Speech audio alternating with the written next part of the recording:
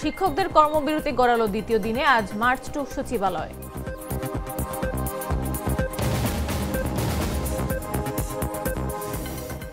বাংলাদেশের সংস্কার অগ্রগতি, যুক্তরাষ্ট্রের বিনিয়োগ আগ্রহ বাড়াবে বলেছেন অর্থ উপদেষ্টা।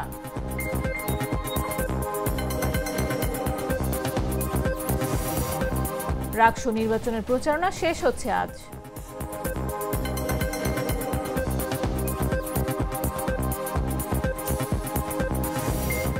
শুক্রবার ট্রাম্পের সঙ্গে বৈঠক করবেন জেলেনস্কি।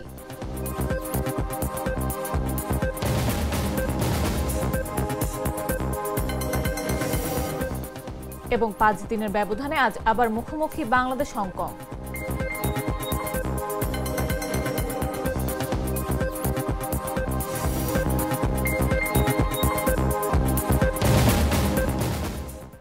বেলা 11টা নিউজে সবাইকে আমন্ত্রণ।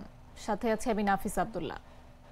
সাধারণ খাবার এখন হবে অসাধারণ। প্রাণ স্বাদের মশলা, স্বাদ বাড়ায়, ঘ্রাণ ছড়ায়। বাড়ি ভাড়া বৃদ্ধির দাবিতে বেসরকারি এমপিওভুক্ত শিক্ষকদের অনির্দিষ্টকালের কর্মবিরতি দ্বিতীয় দিনে গড়িয়েছে। একই দাবিতে মঙ্গলবার দুপুর 12টায় কেন্দ্রীয় শহীদ মিনার থেকে সচিবালয় অভিমুখে মার্চ টু সচিবালয় কর্মসূচি ঘোষণা দিয়েছেন আন্দোলনরত শিক্ষকরা। সোমবার বিকেলে এমপিওভুক্ত শিক্ষা জাতীয়করণ প্রত্যাশী জোটের পক্ষ থেকে এই কর্মসূচি ঘোষণা করেন সংগঠনের সদস্য সচিব অধ্যক্ষ দেলোয়ার হোসেন আজিজি। তিনি বলেন, সরকারের পক্ষ থেকে মঙ্গলবার দুপুর 12টার মধ্যে প্রজ্ঞাপন বা ঘোষণা না এলে লং মার্চ সহ পরবর্তী কর্মসূচি চালিয়ে যাওয়া হবে। মঙ্গলবার সকালে অধ্যক্ষ আজিজি জানান, তাদের কর্মবিরতি চলবে। 20% বাড়ি ভাড়া, 1500 টাকা মেডিকেল ভাতা ও কর্মচারীদের জন্য 75% উৎসব ভাতার প্রজ্ঞাপন জারি না করা পর্যন্ত কোনো শিক্ষক শ্রেণী কার্যক্রমে অংশগ্রহণ করবেন না। এর আগে মূল বেতনের 20% হারে বাড়ি ভাড়া ভাতা বৃদ্ধির দাবিতে ও পুলিশের বল প্রয়োগের প্রতিবাদে সোমবার সকাল থেকে সারা দেশের সব বেসরকারি এমপিওভুক্ত শিক্ষা প্রতিষ্ঠানে পাঠদান বন্ধ রয়েছে। ফলে দেশের বিভিন্ন স্থানে স্কুল কলেজে ক্লাস কার্যক্রম স্থবির হয়ে পড়েছে। সহযোগিতা করেছেন, আমি বলতে চাই সকলকে আহ্বান জানাই, আজকে এই আমার বাংলাদেশের সামষ্টিক অর্থনীতিতে স্থিতিশীলতা ও চলমান সংস্কার কার্যক্রমের দৃশ্যমান অগ্রগতি যুক্তরাষ্ট্রের বিনিয়োগকারীদের আগ্রহ আরও বাড়াবে বলে জানিয়েছেন অন্তর্বর্তী সরকারের অর্থ উপদেষ্টা ডক্টর সালেউদ্দিন আহমেদ।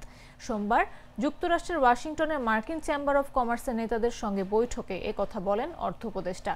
এই সময় বাংলাদেশ ব্যাংকের governor doctor Ahsan H Mansur সহ সরকারের উচ্চ পর্যায়ের প্রতিনিধিরা উপস্থিত ছিলেন। বৈঠকে মার্কিন ব্যবসায়ীদের কাছে অন্তর্বর্তী সরকারের সংস্কারের চিত্র তুলে ধরা হয়।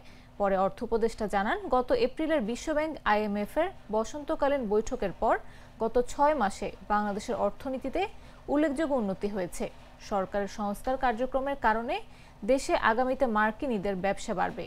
অর্থ উপদেষ্টা জানান, সরকার লেনদেন ও পেমেন্ট সংক্রান্ত বিভিন্ন জটিলতা নিরসন করেছে এবং দীর্ঘদিনের একাধিক অপেক্ষমান আবেদন নিষ্পত্তি করেছে।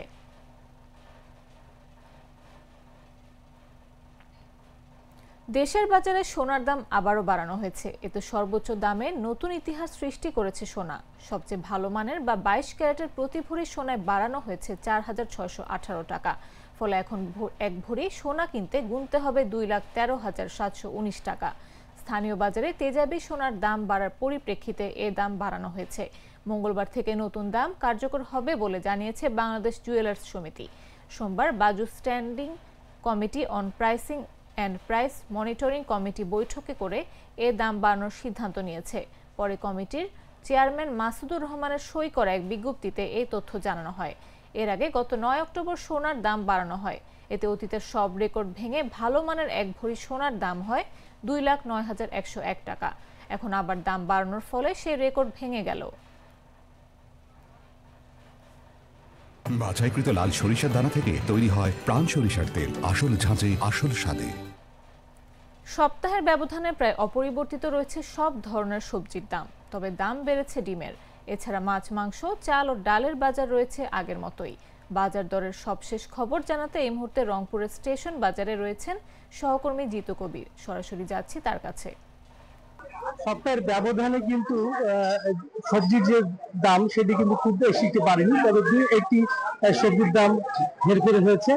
আপনাদের যদি জানিয়ে রাখি যে আজকে টমেটো গত সপ্তাহের মধ্যে 120 থেকে 150 টাকা করে বিক্রি হচ্ছে। এছাড়া গাজরও কিন্তু একই দামে বিক্রি হচ্ছে। আর যদি একটু জানিয়ে রাখি যে কাঁকরোল বিক্রি হচ্ছে 70 থেকে 60 টাকা, ঝিঙে বিক্রি হচ্ছে 70-80 টাকা, আর মূলা বিক্রি হচ্ছে 30-40 টাকা, চাল কুমড়া 50-60 টাকা, আর দুধ কৃষি বিক্রি হচ্ছে 40-50 টাকা। তবে চিকন বেগুন গত সপ্তাহের তুলনায় কিন্তু দাম কমে এসেছে। গত সপ্তাহে যে চিকন বেগুন 70-80 টাকা বিক্রি হয়েছিল সেটি কিন্তু বিক্রি হচ্ছে 50 থেকে 60 টাকা পর্যন্ত। আর গোল বেগুন যেটি সেটি বিক্রি হচ্ছে 80 টাকা 100 টাকা পর্যন্ত। আর আপনাদের যদি জানিয়ে রাখি যে ডিমের বাজার, সেটি হচ্ছে যে গত সপ্তাহের তুলনায় কিন্তু ডিম আজকে একটু চড়া দামে বিক্রি হচ্ছে। অর্থাৎ বড় সাইজের যে ডিম সেটি বিক্রি হচ্ছে 48 টাকা হালি, এবং ছোট যে সাইজের ডিম সেটি বিক্রি হচ্ছে 46 টাকা পর্যন্ত। এছাড়া আমরা মাছের বাজারে খোঁজ নিয়েছি, মাছ গত সপ্তাহের মতোই অপরিবর্তিত রয়েছে। সব ধরনের মাছ যে বিক্রি হয়েছিল, সেই যদি বলি যে বড় সাইজের রুই যেটি সেটি বিক্রি হচ্ছে 350 থেকে 380 টাকা পর্যন্ত। এছাড়া ছোট সাইজের রুই বিক্রি হচ্ছে 280 টাকা পর্যন্ত। আরেকটি বিষয় জানিয়ে রাখি যে গতকাল পর্যন্ত কিন্তু কাঁচামরিচের দাম ছিল 120 টাকা করে খুচরা বাজারে কেজি। আজকে কিন্তু আজকের বাজারে সেটি কিন্তু দাম বেড়ে হচ্ছে 150 থেকে 160 টাকা। খুচরা বাজারে এটি বিক্রি হলে পাইকারিতে আমরা দেখেছি যে পাইকারি বাজারে বিক্রি হচ্ছে 120 থেকে 130 টাকা কেজি। আরেকটি বিষয় জানিয়ে রাখি যে শীতকালীন যে সবজি, সেই শীতকালীন সবজির সরবরাহ কিন্তু খুব একটা বাড়েনি। তবে দিন যত যাবে ততই শীতকালীন সবজির সরবরাহ বাজারে বাড়বে। আর শীতকালীন সবজি যদি বাজারে আসে তাহলে কিন্তু দাম, একটু সবজির দাম সহনীয় পর্যায়ে আসতে পারে বলে মনে করছেন ব্যবসায়ীরা। এরপরে যে শীতকালীন সবজি আমরা দেখেছি যে ফুলকপি যেটি সেটি কিন্তু বাজারে আসতে শুরু করেছে, বিক্রি হচ্ছে 120 টাকা 130 টাকা করে। আর মূলা যেটি সেটি কিন্তু বিক্রি হচ্ছে 30 টাকা 40 টাকা কেজি করে। দর্শক, এই ছিল এই সপ্তাহে। দর্শক, রংপুর থেকে বাজার দর সম্পর্কে জানাচ্ছিলেন আমাদের সহকর্মী জিতু কবির। এবারে চলে যাব পরবর্তী সংবাদে। রাজশাহী বিশ্ববিদ্যালয়ের কেন্দ্রীয় ছাত্র সংসদ নির্বাচনের আনুষ্ঠানিক প্রচারণা শেষ হচ্ছে আজ মঙ্গলবার। শেষ সময় প্রচারে সরগরম ক্যাম্পাস। শেষ সময় প্রার্থীদের সময় কাটছে ব্যস্ততায়। জানা যায়, নির্বাচনী প্রচারণার শেষ সময় সোমবার প্রথম বর্ষের শিক্ষার্থীদের আনুষ্ঠানিকভাবে বরণ করে নিয়েছে বিশ্ববিদ্যালয় কর্তৃপক্ষ। আয়োজনটিকে ঘিরে কাজী নজরুল ইসলাম মিলনায়তনের সামনে প্রার্থীদের জমজমাট প্রচারণা করতে দেখা গেছে। এছাড়াও প্রার্থীদের শেষ সময়ের প্রস্তুতিতে ক্যাম্পাসে উৎসবমুখর পরিবেশ বিরাজ করছে। একসাথে বিপুল সংখ্যক শিক্ষার্থীর কাছে যেতে পারার সুযোগ হাতছাড়া করতে চাননি প্রার্থীরা। অধিকাংশ প্রার্থী সকাল থেকে জড়ো হন মিলনায়তন প্রাঙ্গণে। ছাত্রদল, ছাত্র শিবির মনোনীত প্যানেল সহ বিভিন্ন প্যানেল ও স্বতন্ত্র প্রার্থীরা নবীন শিক্ষার্থীদের সঙ্গে শুভেচ্ছা বিনিময় করেন। প্রার্থীরা বলেন, একই বর্ষের এত শিক্ষার্থীকে একসঙ্গে পাওয়া কঠিন। এই অনুষ্ঠানে তাদের পাওয়া গেছে। বিশাল সংখ্যক এই শিক্ষার্থীর কাছে প্রার্থীরা তাদের বার্তা পৌঁছাতে কাজ করেছেন। শিক্ষার্থীরা বলছেন, নির্বাচনের তারিখ পরিবর্তনে কিছুটা আমেজ কমলেও শেষ সময় সেটি উৎসবে পরিণত হয়েছে। 3 যুগ পর হতে যাওয়া এই নির্বাচন নিয়ে উচ্ছ্বাস প্রকাশ করেন শিক্ষার্থীরা। আইন শৃঙ্খলা পরিস্থিতি নিয়ন্ত্রণকারী যে বাহিনী আছে রাজশাহীর, এখানে উপস্থিত ছিলেন পুলিশ বাহিনী, র্যাব এবং বিজিবি। তো আমরা কথা বলেছি এবং পুলিশ আমাদের ওই দিনে প্রায় 2000-এর মতো পুলিশ, আপনারা আগেও বলেছি জানেন, বা বিভিন্ন দায়িত্বে নিয়োজিত থাকবেন এবং পাশাপাশি র্যাব এবং বিজিবিও থাকবে ক্যাম্পাসে। আইন শৃঙ্খলা পরিস্থিতি আরো যাতে বেটার হয় সেজন্য তাদের সহযোগিতা থাকবে। অ্যাকচুয়ালি নির্বাচন উপলক্ষে আমরা আমাদের এখানে বিশ্ববিদ্যালয় প্রশাসন, আমরা আইন শৃঙ্খলা বাহিনী, বিশেষ করে রাজশাহী মেট্রোপলিটন পুলিশ, আমাদের সাথে বিজিবি, র্যাবের প্রতিনিধি অফিসার আছেন। আমরা সবাই মিলে এই নিরাপত্তাটা কিভাবে হবে, আমাদের যে পরিকল্পনাটা যেটা আছে সেটাকে আমরা আরো রিভাইজ করে কোথায় আমাদের কি ধরনের নিরাপত্তা ব্যবস্থা নিতে হবে সেগুলো নিয়ে আমরা কথা বলছি।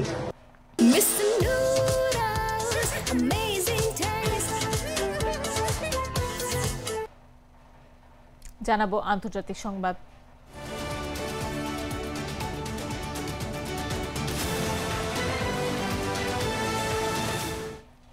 ইউক্রেনের প্রেসিডেন্ট ভলোদিমির জেলেনস্কি জানিয়েছেন, তিনি চলতি সপ্তাহের শুক্রবার ওয়াশিংটনে মার্কিন প্রেসিডেন্ট ডোনাল্ড ট্রাম্পের সঙ্গে বৈঠক করবেন। আলোচনায় মূল বিষয় থাকবে ইউক্রেনের আকাশ প্রতিরক্ষা ব্যবস্থা ও রাশিয়ার ওপর আরও চাপ সৃষ্টি করার উপায়।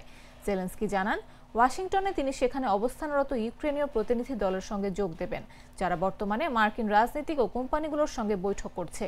তিনি আশা করছেন শুক্রবার ট্রাম্পের সঙ্গে তার বৈঠক অনুষ্ঠিত হবে। এক সাংবাদিক প্রশ্নের জবাবে ট্রাম্পও বিষয়টি নিশ্চিত করেছেন। মধ্যপ্রাচ্য সফর শেষে ওয়াশিংটনে ফেরার পথে এক সংক্ষিপ্ত বিরতির সময় তিনি বলেন, এটি হবে জেলেনস্কির চলতি বছরের জানুয়ারির পর থেকে তৃতীয়বারের মতো হোয়াইট হাউস সফর।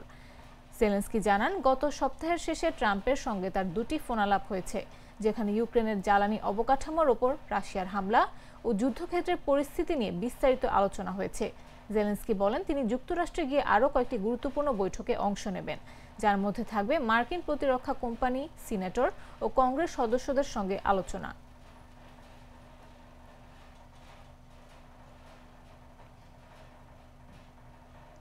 এবারে খেলার খবর।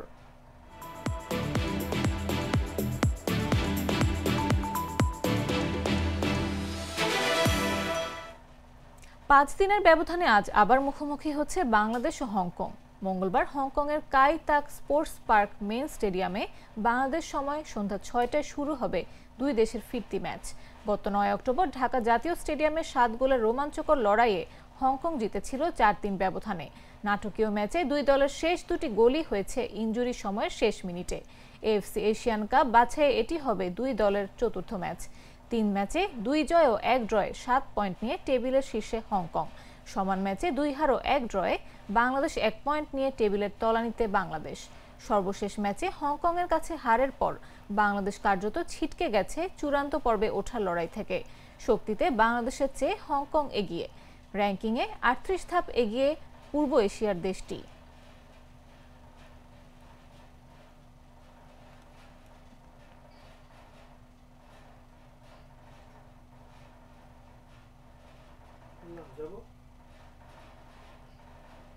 সংবাদ শেষ করার আগে শিরোনামগুলো জানিয়ে দিচ্ছি আরো একবার।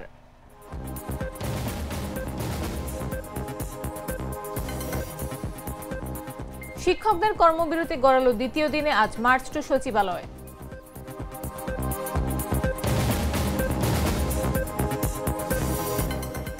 বাংলাদেশের সংস্কার অগ্রগতি যুক্তরাষ্ট্রে বিনিয়োগ আগ্রহ বাড়াবে বলেছেন অর্থ উপদেষ্টা।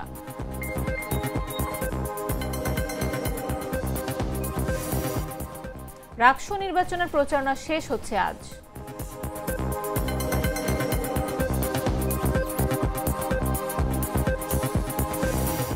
শুক্রবার ট্রাম্পের সঙ্গে বৈঠক করবেন জেলেনস্কি।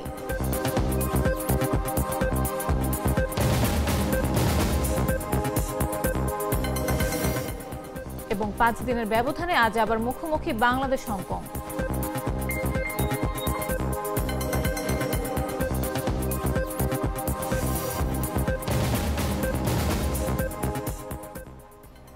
দর্শক, এই ছিল এখনকার মতো। প্রতি মুহূর্তে সর্বশেষ খবর পেতে ভিজিট করুন jagonews24.com, ফলো করুন আমাদের ভেরিফাইড ফেসবুক পেজ এবং সাবস্ক্রাইব করুন জাগো নিউজের ইউটিউব চ্যানেল। এতক্ষণ সাথে থাকার জন্য ধন্যবাদ সবাইকে।